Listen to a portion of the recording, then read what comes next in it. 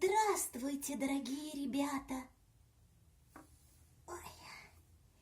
Сегодня актриса Башкирского государственного театра кукол Надежда Беззубова расскажет вам удивительную сказку Ганса Христиана Андерсена «Цветы маленькой Иды». Здравствуйте, дорогие ребята!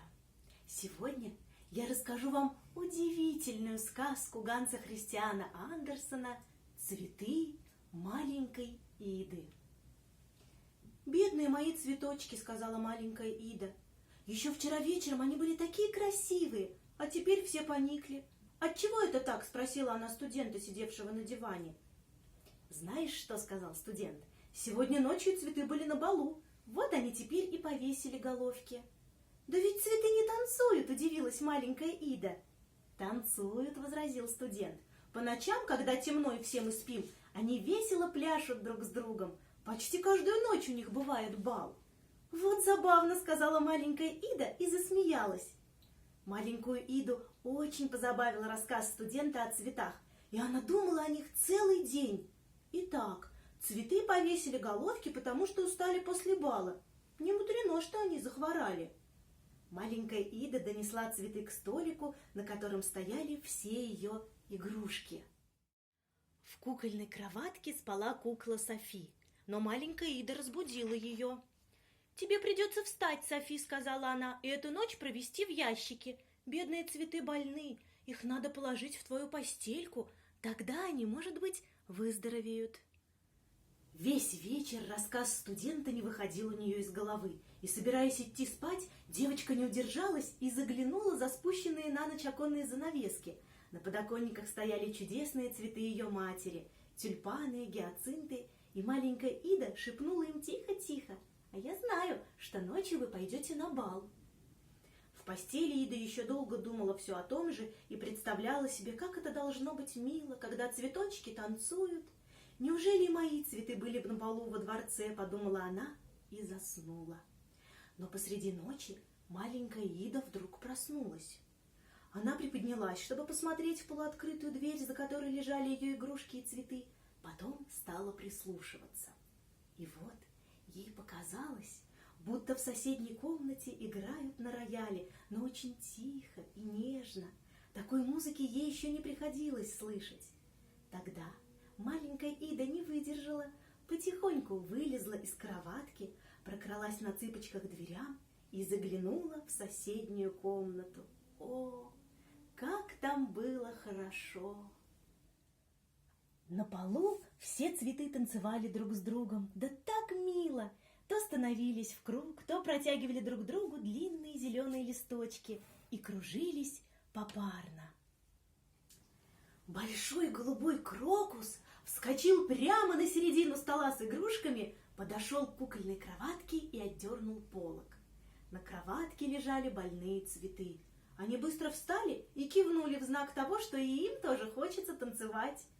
В эту минуту послышался стук, словно что-то упало со стола. Ида посмотрела в ту сторону. Оказалось, эта масленичная верба быстро спрыгнула вниз к цветам, так как считала себя их родственницей. Громко топая своими 3 красными ножками, верба прыгала среди цветов. Она танцевала мазурку, а другие цветы не знали этого танца, потому что были слишком легки и не могли топать с такой силой.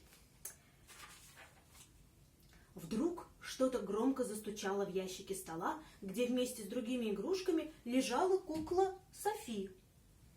Курилка добежал до края стола, лег ничком и слегка выдвинул ящик. Софи встала и удивленно посмотрела по сторонам. «Да тут, оказывается, бал!» — сказала она. «Почему мне об этом не сказали?» «Хочешь танцевать со мной?» — спросил Курилка. «Хорош, кавалер!» — отрезала Софи и повернулась к нему спиной. Потом уселась на ящик и стала ждать, что ее пригласит какой-нибудь другой цветок. Но никто и не думал ее приглашать. Тогда она принялась покашливать. Но и тут никто к ней не подошел, а Курилка плясал один и не так уж плохо. Заметив, что цветы на нее и не смотрят, Софи вдруг свалилась с ящика на пол, да с таким грохотом, что все сбежались, окружили ее и стали спрашивать, не ушиблась ли она. Цветы разговаривали с ней очень ласково, особенно те, которые только что спали в ее кроватке. Софи ничуть не ушиблась, и цветы маленькой Иды стали благодарить ее за чудесную постельку. Потом увели с собой в лунный кружок на полу и начали танцевать с ней, а другие цветы затеяли хоровод и плясали вокруг них. Тогда Софи, очень довольная, сказала цветочкам, что уступает им свою кроватку, ей хорошо и в ящике. «Спасибо», — отозвались цветы, — «но мы не можем жить долго». В это мгновение дверь отворилась, и в комнату вошла целая толпа прекрасных цветов. Маленькая Ида никак не могла понять, откуда они взялись. Должно быть, из королевского дворца. Впереди шли две прелестные розы в маленьких золотых коронах. Это были король с королевой. За ними, раскланиваясь на все стороны, двигались чудесные левкои и гвоздики.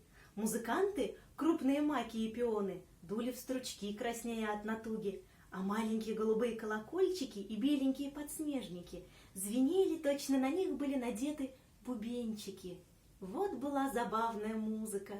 За музыкантами шло множество других цветов, и все они танцевали, и голубые фиалки, и красные маргаритки, и ромашки, и ландыши. Цветы танцевали и целовались, да так мило, что просто загляденье. Наконец, все пожелали друг другу доброй ночи, а маленькая Ида пробралась в свою кроватку, и до утра ей снились цветы и все, что она видела ночью. Ну что же, вот такую замечательную сказку написал Ганс Христиан Андерсен. Спокойной ночи, дорогие ребята! Я желаю, чтобы ночью вам приснились прекрасные цветы.